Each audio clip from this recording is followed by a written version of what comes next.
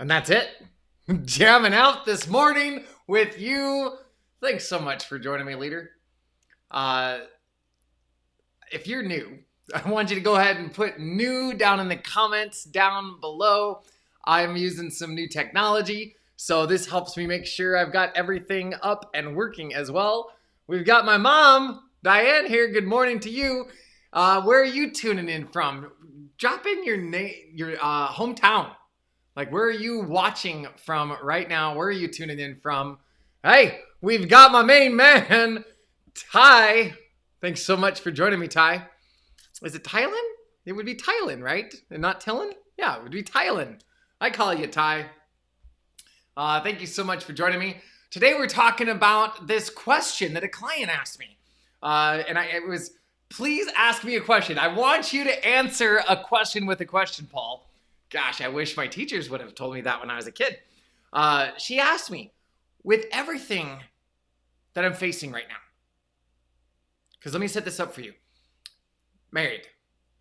The marriage is strained. Kids.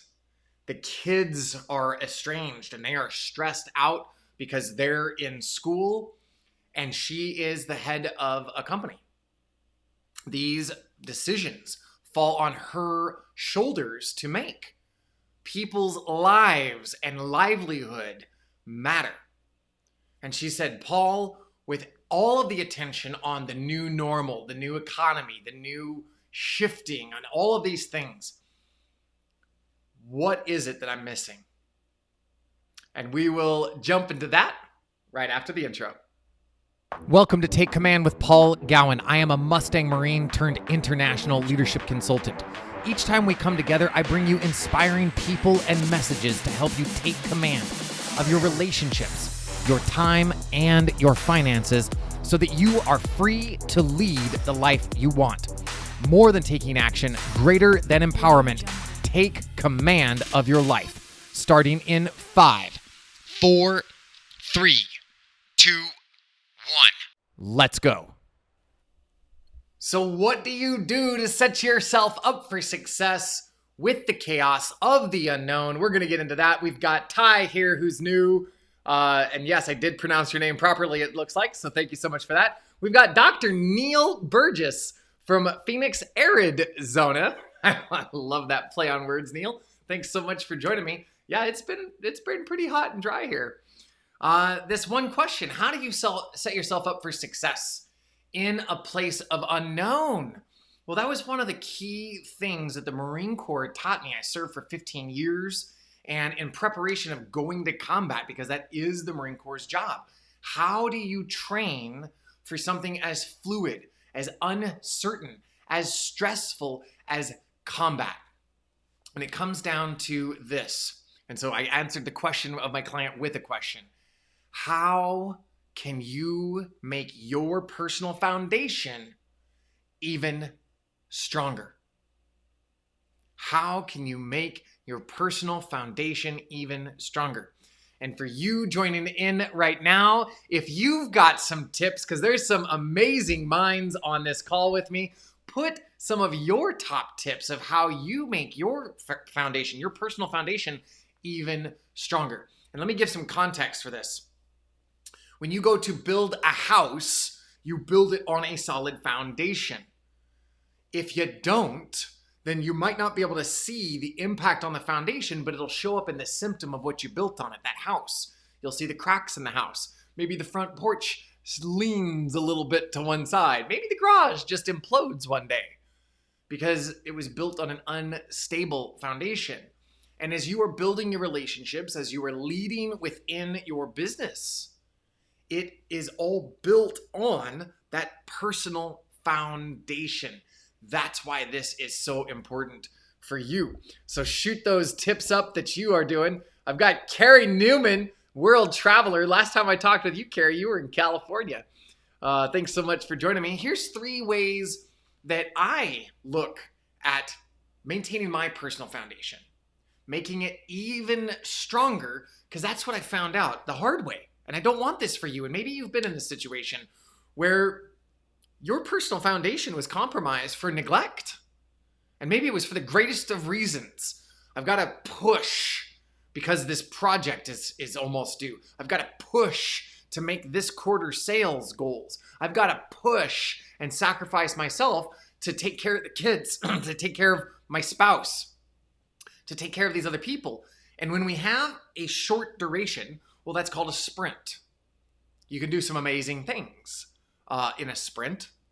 If you continue to sprint, then that's going to erode and compromise that personal foundation. So even if you think that, you know what, Paul, I've got a pretty strong foundation right now. Listen to this. What can you do to make your foundation even stronger? Here's 3 things that I do. It starts the night before. It starts with sleep hygiene. Sleep hygiene. And I use that as a term to be all-inclusive of I stop technology 1 hour before I go to bed. I make sure that I get a good brisk to a little bit less than warm shower. I found that helps me out. Make sure I clean my body, brush my teeth. I used to have varying shades of nasty colors across my teeth because I didn't take care of myself. So I make sure I hygiene, I take that shower, the sleep hygiene with the no technology 1 hour prior to bed. So that way my mind is set up for success for being able to sleep. For years, I have had anxiety around sleeping, and it's been really complex and challenging for me at times to be able to get quality sleep. When I have that discipline of setting out, like I set myself up for success with this evening routine to make sure that I can sleep better, that lays the ground for success. So sleep, that is the first step. The second one I would say is some sort of activity where you can focus your stress. So something that's going to increase your heart rate. It's going to cause you to sweat a little bit, cause you to breathe a little hard. For me, that's Ashtanga yoga. I was absolutely dumping sweat as I was going through my chaturangas and my warrior A's and making sure I'm flexing my bundas and holding my left glute tight. I mean, it was just, I'm a hot mess. I've got such gracious teachers. And we were able to connect via Zoom during this time. So even if you're in a place that you might not have access to that gym, that you might not have access to that group of workout partners that you had to help each other stay motivated, then what you can do is see if you can connect via Zoom or tune into YouTube or other channels like that. So that way you can virtually tie in with someone and just keep yourself going. If you're able to in your part of the world, go out for a brisk walk. If you're here in Phoenix, Arizona, like Doc Burgess was talking about, you might want to do that before the sun comes up because otherwise you just melt. Do what it is for you. And if you have any health compromised, like I think about my mom who, as she is working with her second kidney transplant, she has a different level of how she can engage physically than what somebody from my background can do. Wherever you're at, get active, have a place that puts stress intentionally on your body, because that helps remove the stress that you might not even be aware of. First tip was sleep. Second tip is get sweaty, get glistening, breathe hard, and talk with your doctor. Make sure that if you have any of those health considerations, that you're coming up with a plan for success. If you want some additional resources for that, put that down in the comment section down below. And let me see what else we've got here. We've got Dr. Neil Burgess. For me, much of my foundation is partly due to my experiences I've had in my past that moved me forward. Being an ambivert, I hold myself to think first before being proactive in the consulting I do. This is put forth to my clients. I love that, Neil. Thank you so much for putting that up on the screen. I hold that same level of sacredness when I have my clients on the call. They are sometimes what guides me when I'm feeling like I have an unstable foundation. It's like sometimes I forget to do it for me, or that intent of doing it for me might not be enough that day.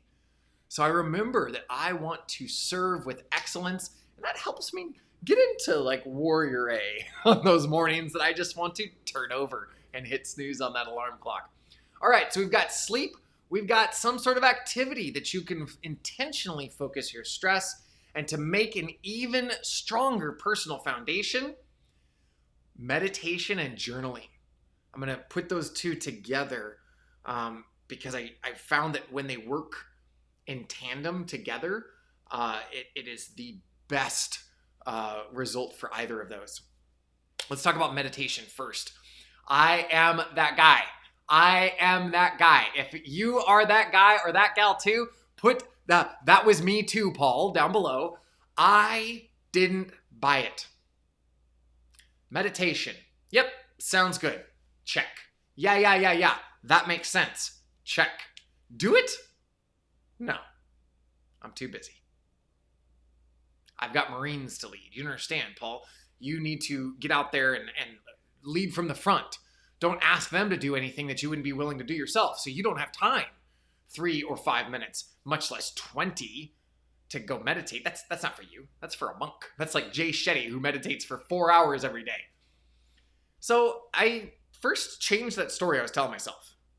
I recognize that if I am going to be able to weigh in with an informed opinion around meditation, do it. Test it over time and then see where you're at. And I was inspired by one of my colleagues, Sarah Arnold Hall. She's a coach out of Australia, or not Australia. Sorry, Sarah. She's from New Zealand. Sorry, Sarah. She is out of New Zealand, and she focuses on helping women do the impossible. She has a Facebook group called The Impossible Girls. So ladies, be sure to check that out.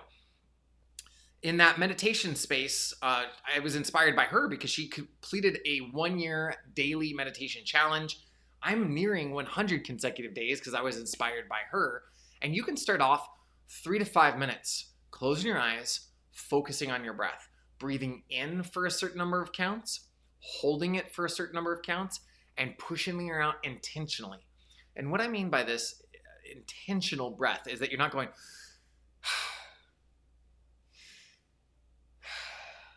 oh, I don't really get it. It's not really doing anything, Paul. Well, right. I want you to breathe in through the nose for like 5 counts.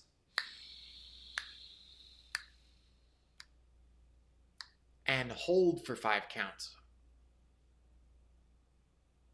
And now push the air out intentionally for 7.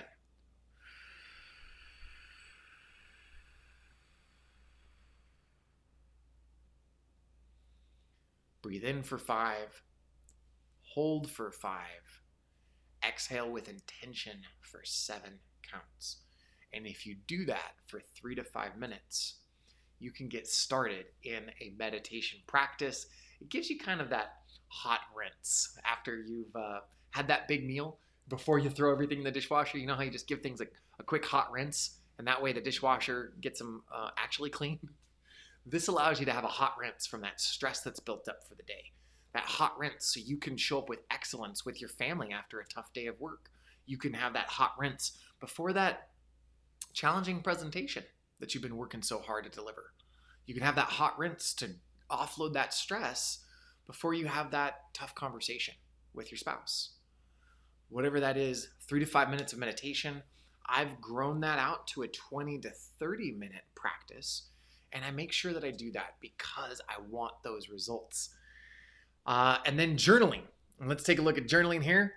I actually have my clients journal. This includes what happens before, during, and after an event takes place. Absolutely. That is some very specific event journaling. If you're watching this and you don't have a journaling practice, listen to Neil Burgess here. Start out with something like that. You know what? Here is something that happened. Here's what led up to it. Here's what happened during it. And here's what happened after. Awesome tip. If you are new to journaling and you want to get started, give that a test drive. Another approach is to journal at the end of your day. Write down just 3 questions that you want to ask yourself each day at the end of the day that can guide you for a daily journaling practice. Here's the 3 questions that I came up with, Val, my lady. The first one is, what is one thing that I learned? And we'll have sometimes like an external processing. We might talk like about 8 or 9 or 10 things, and then we really highlight what is the biggest lesson that I learned today. The second question, what is one thing I can do to improve? Again, this might involve like thinking out loud and listing like all of the 8 to 10,000 things that you can do to improve. Bring your focus back to the one. What is one thing that I can do to improve? And the final question, what am I grateful for? And this one, go to town. Don't limit it to one thing. If you want to list out 5 things, 10 things, 100 things, if you want to write for an hour until it feels like your hand is going to be in a club for the rest of your life because it's cramped so hard, do it. Do it. So those 3 questions again are, what is the one thing that I learned? What is one thing that I can improve upon? And what am I grateful for? And start doing that every evening. Make it part of your sleep hygiene cycle as you're offloading stress from the day, as you're getting ready for bed to set yourself up for success the next day. Go into some type of journaling practice. Have some consistent questions, and then you can always bolt on additional things from there. What's that big question that a lot of people aren't asking as everybody's getting ready for 2021? Everybody's just holding their breath. They're like, please, can we let this year be over? No, we still got 4 months left, you beautiful people. You're a leader. You're a leader. Take command. Don't allow someone else to define your new normal because you haven't set up your foundation to be even stronger. You've got the knowledge now. Put it into action and let me know what is one thing that you want to do. What is one thing that you learn? Tag somebody in this video that can use this kind of kick in the butt. When we come together in these stressful times, we can accomplish this with excellence. So what is that one question? How can I make my foundation even stronger? Sleep, get sweaty, and have a journaling meditation practice. That wraps us up for today. On Thursday, I will be going live exclusively in the Take Command crew over on Facebook. If you're not yet part of the Take Command crew, head on over there. There's 3 quick questions that I'm going to ask you before I have you join that community. I'm going to be going live there to also open up an opportunity for some Q&A. Thank you so much for joining me. Be a hero in someone's life and forward this information if you found it valuable over to them. That creates how we come through this with excellence. Until I talk with you next time, you know what time it is. Get back out there. Take command so you can live the life of your dreams. Take care, everyone.